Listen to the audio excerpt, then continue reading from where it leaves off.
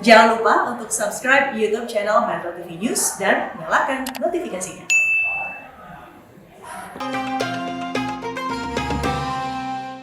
Didukung oleh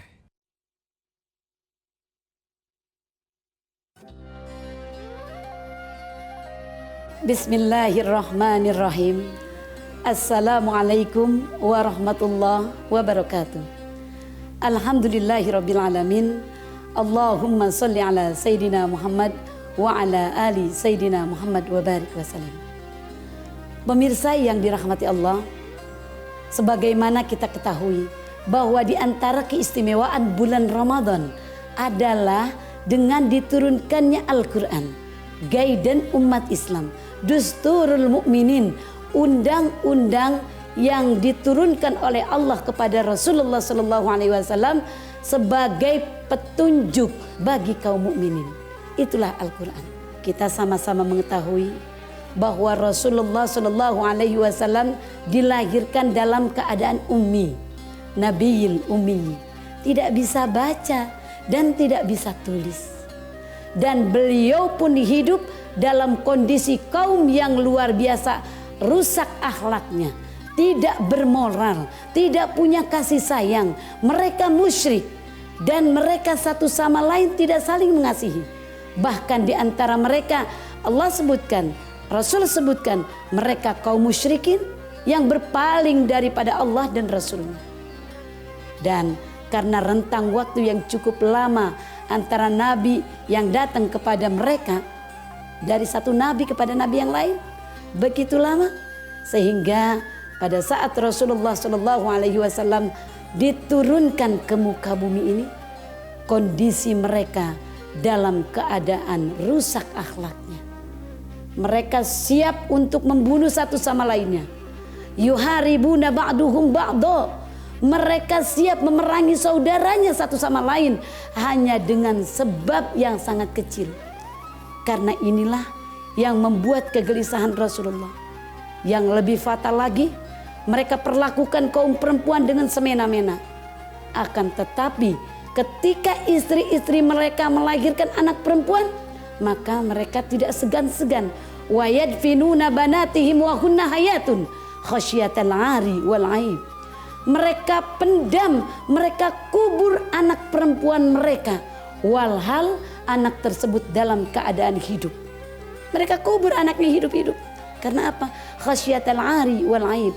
Takut tidak mampu memberi pakaian, tidak mampu memberi makan, takut membawa aib, membawa malu pada keluarga.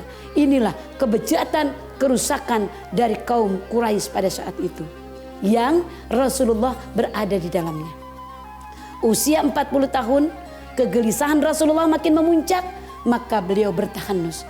Beliau berangkat menuju Jabal Nur, menuju Gua Hira. Lama Rasulullah berada di gua tersebut. Kalau kita lihat, gua itu tidak seperti gua di Indonesia yang begitu luas, begitu besar.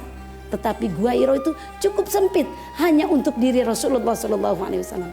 Kalau kita bayangkan secara akal kita, secara kasat mata kita, tidak mungkin rasanya malaikat Jibril datang menemui Rasulullah di gua yang sangat sempit itu.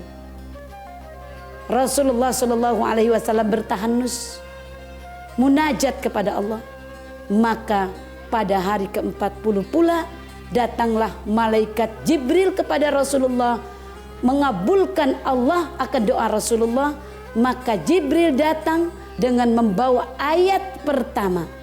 Tanpa disengaja, ketika Rasulullah hendak keluar dari gua sedikit, langsung tiba-tiba datang malaikat Jibril dan tiba-tiba memeluk Rasulullah dengan eratnya. Apa kata malaikat Jibril? Ya Muhammad, iqra. Hai Muhammad, bacalah. Rasul kaget, terkejut luar biasa. Rasul menjawab, ma ana biqari, saya tidak bisa baca. Makin keras dipeluknya Rasulullah oleh malaikat Jibril. Makin keras Rasul mengatakan, dadaku sampai tidak bisa bernapas. 2 kali, 3 kali sama, maka keempatnya, wahai Muhammad, iqra. Langsung Rasulullah SAW mengikuti untayan kata yang disampaikan oleh malaikat Jibril. Rasul dengan terbata mengikuti Iqra.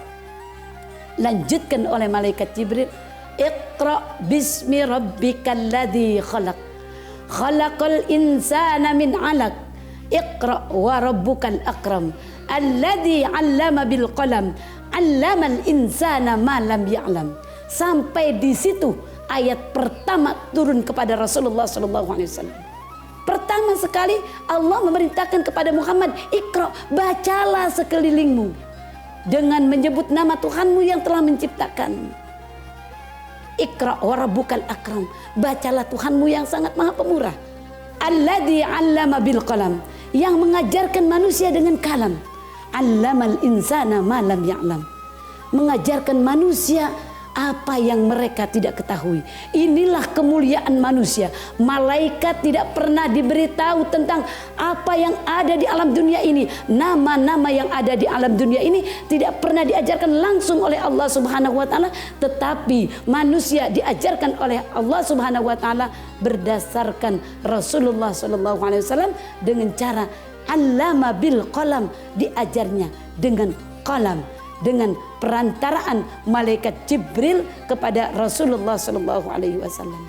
Inilah pertama kali Allah turunkan ayat yang tentunya kita sama-sama ketahui, Quran ini diturunkan oleh Allah Subhanahu wa taala tidak sekaligus, akan tetapi bertahap 22 tahun, 2 bulan, 22 hari, 30 juz, 114 surat, 6.236 ayat.